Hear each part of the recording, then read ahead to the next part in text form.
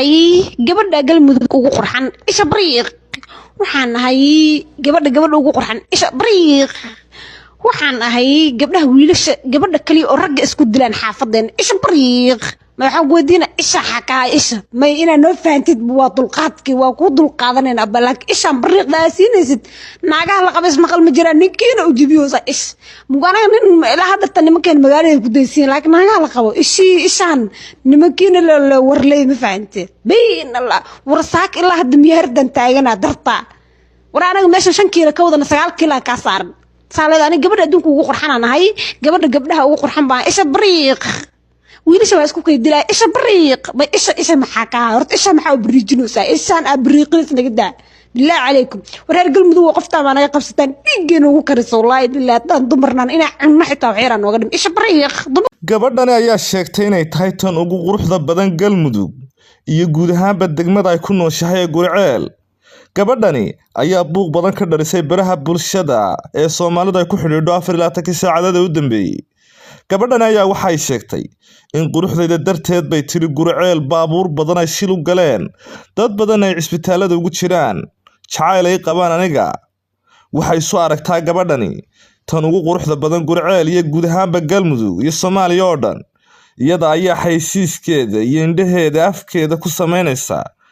halkan ka daawo waxaan idin haynaa muuqaal gabadhan oo iyadu nafteeda ku qancisa inay tahay boqorada quruxda ee ragga ku nool Gurceel iyo Galmudug iyo guud ahaanba Soomaaliya oo dhan ay ka daba dhaceen waa kan ee banala yar daawo waraysi ay siisay warbaahinta gabadhani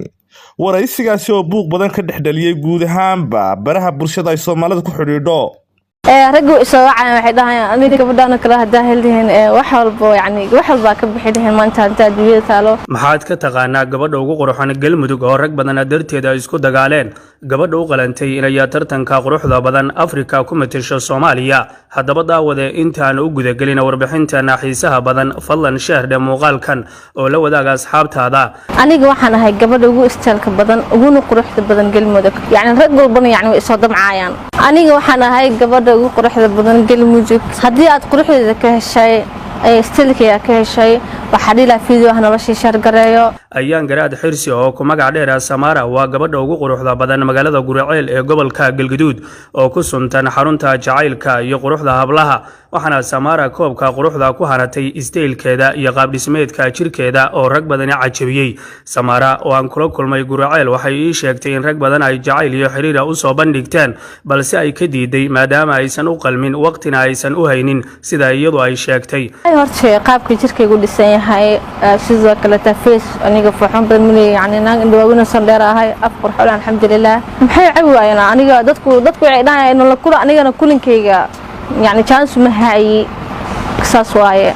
anigana dadku inta aragtida dad raadiyo boqolkiiba boqol aniga marka wadada ana xataa xishoodo waxa sida maxay dadkana ka soo eegayaan Samara ayaa dadka aqoonta u leh ee la dhacay quruxdeeda u arkaan inay tahay gabadha u qalantay inay Soomaaliya ku matasho tartanka quruxda ee Mrs Africa balse aanay ka qayb galin tartankii Muqdisho sidoo kale Samara waxay sheegtay in marka ay dhaxmarayso bartamaha magaalada Gurceel ragga wata baabuurta ama meheradaha kula laamiga hareerihiisa inay ku mashquulaan quruxdeeda hadaba sidee ay Samara u aragtaa quruxdeeda maxaysa dadka kala kulanta siiba ragga waatan iyadoo ka waramaysa arimahaasi oo dhan markaas meesha dukaanka xaq soo qabsan markaan gaari kale ka degmaago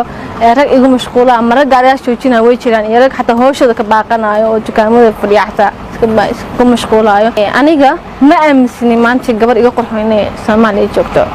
qurbi joogto waxaan dhihi lahaa dadka qurbaha joogo waqtiga anigu la hadlo igara noqdaan dhihi lahaa diswaay aniga shaqooyinkayga iska badan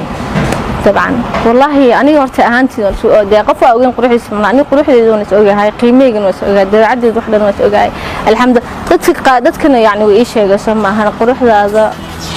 مرة بصبدك رجوا إسراع واحد أنا قبل أنا كره ده هلهن وحلب وحلب كب حدهن ما أنت الدنيا تالو رجوا حاجر أو أنا جاب أو سن يعب أو صدق أفر من سجارة صارت أنا ما إحنا أيها سن تعب أنا ما ده محي عوينا أنا dadku waxay dhaayeen la kula anigana kulinkeyga chance ma hayi saas waaye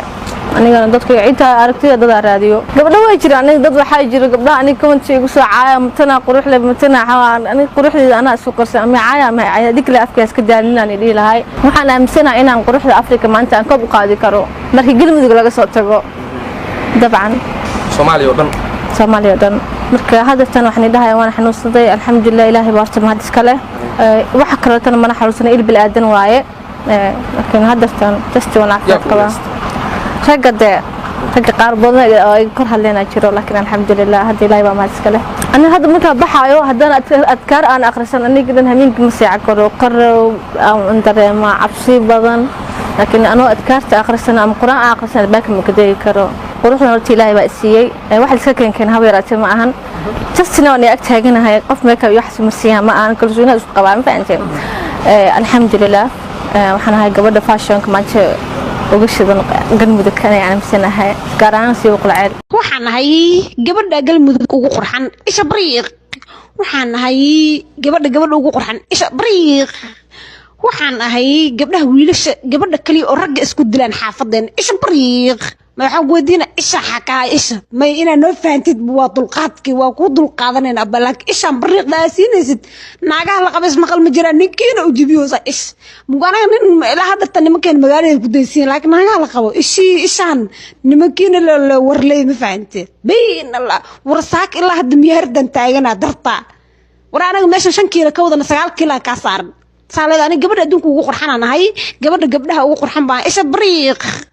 wiilasha waa isku kaydilaa isha bariiq bay isha maxaa ka horta isha maxaa bariijinaysaa ishaan abriiqis naga daa bilaa calaykum wareer galmudug qofta ma naga qabsataan dhiigeen ugu kariso wallahi bilaa tan dumarnaan ina cunno xitaa waxyaraan nooga dhim isha bariiq aroskeeda oo maanta dhacay gabadha meher samaha istela maanta gabadha dhacday digada ciyaarta wadana ku soo dhawaada soo nafaqada soo kala kacday aroskeeda oo maanta dhacay gabadha meher samaha istela maanta gabadha dhacday digada ciyaarta wadana ku soo dhawaada soo nafaqada soo kala kacday xabada aroskeeda oo maanta dhacay gabadha meher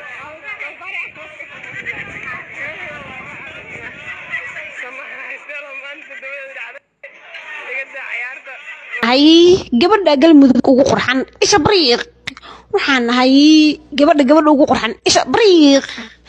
waxaan ahay gabdhaha wiilasha gabadha kaliya oo ragga isku dilaan xaafadeen isha bariiq ma waxaan weydiina isha xakaa isha may inaa noo fahamtid waa dulqaadkii waa ku dulqaadanayna balaak ishaan bariiqda siinaysid